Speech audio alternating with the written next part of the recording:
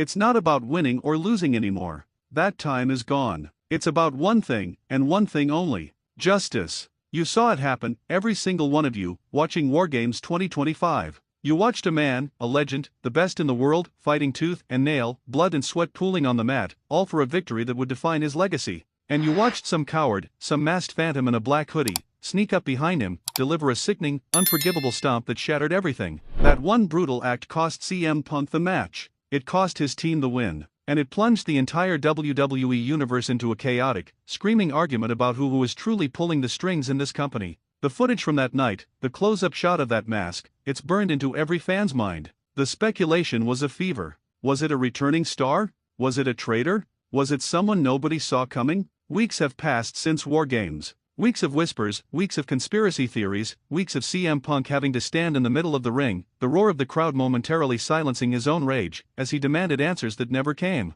He told us he was going to turn over every stone, he was going to burn every bridge, until he found the scumbag who put his foot on his neck and stole his moment. But Punk, being Punk, he didn't wait for a press conference. He didn't wait for a contract signing. He didn't wait for a spotlight. He waited for Raw. Last night, Raw was supposed to be a celebration. It was supposed to be about the winners. But nobody cared about the winners. Everyone was waiting for the reckoning. You could feel it in the air, that tight, coiled spring of tension, the silence between the chaos. The camera was focusing on a backstage corridor. Nothing important. Just two production assistants moving a road case, two referees talking quietly by the catering door. Mundane. Until it wasn't. You hear it before you see it. It's the unmistakable sound of something heavy hitting a metal wall, followed by a grunt not of pain, but of pure, guttural effort. The camera whips around. And there he is. CM Punk. He is not in his ring gear. He is wearing a faded, defiant t-shirt, jeans, and his classic, venomous stare. But what he's doing is the thing that stops your heart. He has a man pinned up against a stack of crates, the man's feet dangling an inch off the concrete floor, Punk's forearm jammed violently under his jaw. And the man is wearing it. The black hoodie. The distinctive, cheap black mask that has haunted every headline for weeks. For 1 second, you see the mystery man's eyes wide, terrified, scrambling for air, realizing he is not in a cage, he is not in a ring, he is in the shadows, and he is alone with the devil he created. You thought you were slick, didn't you? Punk snarls, his voice low, shaking with restrained violence, a voice that cuts through the silence like broken glass. You thought a mask and a cheap hoodie would save you from me? He throws the attacker. The body slides down the metal crates with a sickening clank thump, hitting the concrete floor in a heap. The mask stays on, but the hood has fallen back, revealing a mop of dirty blonde hair. The attacker scrambles to his knees, clutching his neck. He tries to say something, a whimper, a plea, but Punk doesn't let him. Punk's eyes are locked on the masked face. They aren't the eyes of a wrestler looking for a pinfall,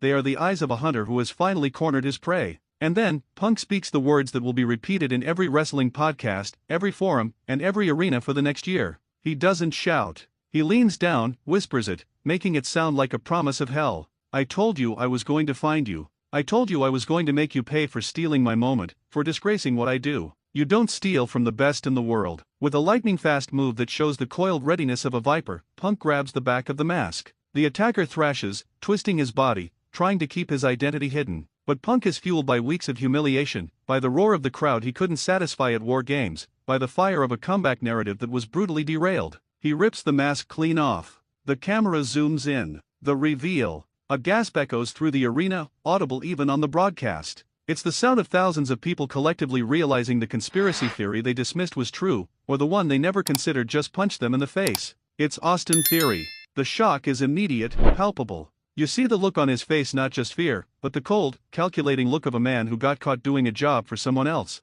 The name doesn't matter as much as the betrayal. Punk just stares at him, letting the moment hang, letting the realization sink into the entire viewing world. Then, without a word, he delivers the first punch. It's a short, chopping right hand that snaps the attacker's head back against the concrete wall, a sound that is too real, too hard for the sanitized world of television wrestling. The camera work now is frantic, shaky, feeling like an unauthorized leak. The attacker is dazed, sliding down the wall. Punk kicks the crates out of the way, clearing the space, making sure there is nowhere to run. Who sent you? Punk's voice is an accusation, a desperate attempt to cut through the conspiracy to the source. Was it him? Was it Heyman? Was it the coward who hides in his skybox? The attacker, spitting blood, manages a defiant, weak smile. Go to hell, old man. You think this is over? Mistake. The smile ignites the inferno in Punk's soul. Punk tackles him, driving his entire body weight into the attacker's chest, pinning him against the concrete. He doesn't go for a submission. He doesn't go for a finisher.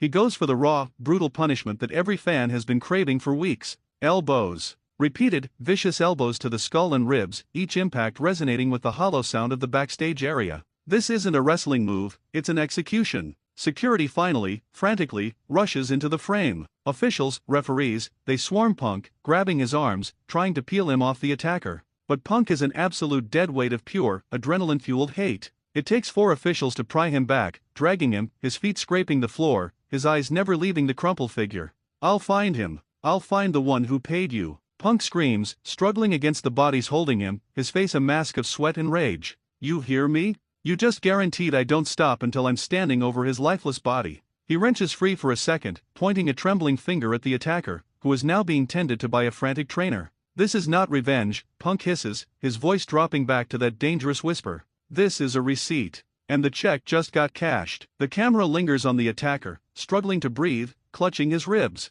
It lingers on CM Punk, held back by 4 men, staring down the camera lens with a wild, maniacal gleam in his eyes. He is completely unhinged. He has finally, violently, answered the riddle of war games, but in doing so, he has only revealed the beginning of a much darker, much deeper game. The shot fades to black. And that, ringside, is the most chaotic, intense, and frankly terrifying moment we have seen in WWE in years. The veil has been lifted. The attacker is revealed. The revenge has been exacted. But Punk's last, terrifying words confirm what we all suspected. Austin Theory was just a pawn. A piece sacrificed by the real mastermind who orchestrated the attack on the voice of the voiceless. Who is it? Who has the power, the money, and the hate to pay a star to derail CM Punk's second run? Is it a former rival, a jealous faction leader, or is it someone so high up the corporate ladder that the revelation will truly break the system? You have seen the footage. You have heard the screams. You have seen the look in CM Punk's eyes. This is no longer a wrestling show. This is a war, and the first shot has been fired not in the ring, but in the cold, hard reality of the backstage corridor.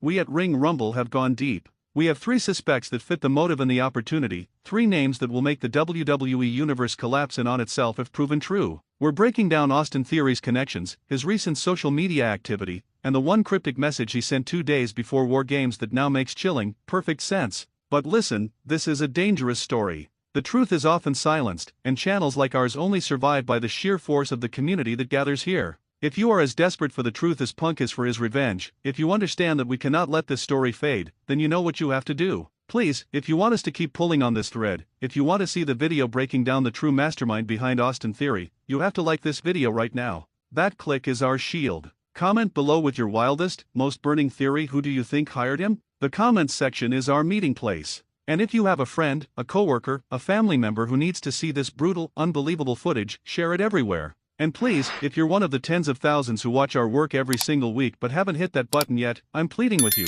Hit that subscribe button. This story is too big to be buried. We need to be loud, we need to be together, and we need to make sure the world hears the truth. Because Punk found his attacker. Now, we have to help him find the boss. The fate of Raw, the fate of the WWE, and the future of CM Punk is now in the hands of the fans. Don't let them silence us. The conspiracy is real. The revenge has begun. Watch this next video, ringside. You won't believe the connection we found.